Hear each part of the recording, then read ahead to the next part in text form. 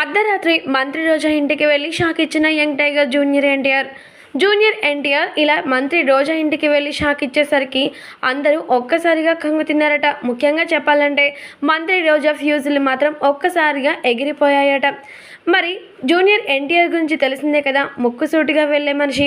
తన మనసులో మాట ఏదైనా సరే ఖచ్చితంగా బయటపెట్టి తను అనుకున్నది అనుకున్నట్లుగా వ్యక్తిగత జీవితంలో ఎంతో అద్భుతంగా ముందుకు సాగిపోతూ ఉంటాడు. అయితే మరి అలాంటి జూనియర్ ఎన్టీఆర్ గారు ప్రతిపక్ష నాయకురాలైన మంత్రి రోజా యొక్క విమర్శలు ఎన్నో విన్నారట. ఇక ఆమె మాట్లాడుతూ, నందమూరి కుటుంబం మాత్రం ఎప్పుడు చూసినా అన్యాయానికి మాత్రమే సపోర్ట్ చేస్తుంది.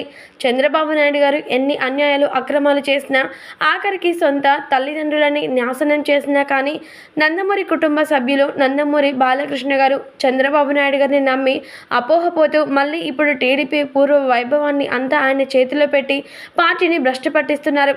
అలాంటి నేపథ్యంలో ఎందుకు మీకు ఈ పార్టీలు అంటూ కొన్ని కీలకమైన వ్యాఖ్యలు అనుచితంగా చేసిందట మంత్రి రోజా. అయితే ఈ వ్యాఖ్యలు విన్నటువంటి జూనియర్ ఎన్టీఆర్ వెంటనే అర్ధరాత్రి రోజా ఇంటికి వెళ్ళారట.